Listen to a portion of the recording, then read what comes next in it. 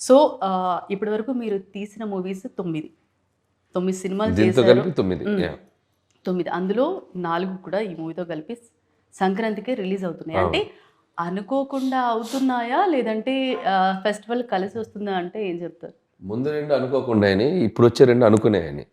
ఆ! So, F2 Sarileru. అప్పుడు ఆ ఫ్లోలో అయిపోయాయి. ఆ! సార్. ఫెస్టివల్‌కి రావాలి అని ఎఫ్2కి సరిలేరు. అండ్ ఈ సంక్రాంతికి వస్తున్నాం ఇది మాత్రం పండక్కే ఎయిమ్ చేసి తీసాం.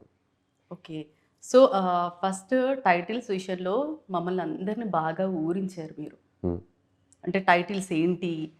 ఏం టైటిల్ పెట్టొచ్చు అని చెప్పి. యాహ్! సో, లాస్ట్‌కి చూస్తే మెగాస్టార్ గారి పేరే పెట్టేశారు. అంటే ముందు మీ మైండ్‌లో ఉండేనా? లేదంటే వేరే టైటిల్ ఏమైనా ఉండేనా? అంటే అన్ 4, 5 ఆప్షన్స్ అనుకున్నాం. అంటే రకరకాలుగా అనుకున్నాం. హ్మ్. కథలోంచి పెడదాం, ఇంకేదన్నా పెడదాం అని అనుకున్నాం గానీ, బట్ ఈ సినిమా మోర్ క్యారెక్టరేషన్ దీంతో వెళ్తుంది స్టోరీ అంతా. సో, ఎందుకు ఆ క్యారెక్టర్ పేరే మన సినిమా పెట్టకూడదని చెప్పి ఇది డిసైడ్ అయ్యాం. అందుట్లో అది చిరంజీవి గారి ఒరిజినల్ నేమ్. శివశంకర్ వరప్రసాద్ అనేది ఆయన యెస్. Original name.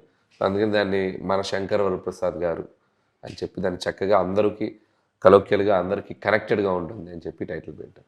సో, ప్రమోషన్స్‌కి యాక్చువల్‌గా నయనతార గారు చాలా దూరం.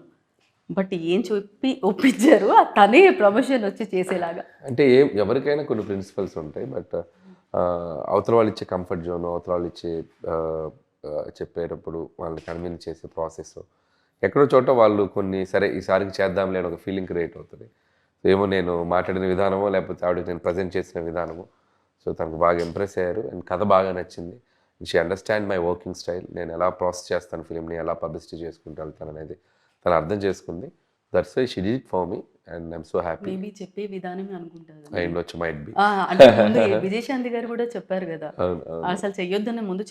చేయను అన్నాను. బట్ కన్విన్స్ చేసి చేశాను అని జెప్పేసి అన్నారు. వింటేజ్ మెగాస్టార్ గారు, అలాగే వెంకీ గారు, తర్వాత ఒక భర్తని కంట్రోల్‌లో పెట్టే వైఫ్. హ్మ్. అంటే ఇది కోయిన్సిడెన్సా? లేదంటే మీ ఒరిజినల్ ఎక్స్‌పీరియన్సా? ఒరిజినల్ అంతా ఎఫ్2లో అయిపోయింది. ఇంకేం లేవు. ఇయన్నీ తర్వాత ఎఫ్‌టీలో అయిపోయింది. ఎక్స్‌టెన్షన్సే. ఎఫ్2 తీసాంగా. సో, దీంట్లో ఓకే. అంటే కంట్రోల్‌లో పెట్టడం అనే దానికంటే కూడా ఇట్స్ లైక్ ఒక వైఫ్ అండ్ హస్బెండ్ మధ్యలో వచ్చిన ఒక కాన్‌ఫ్లిక్ట్‌ని ఆహ్, ఒక టెన్స్ సిట్యుయేషన్‌లో జరుగుతూ ఉంటుంది సినిమా అంతా.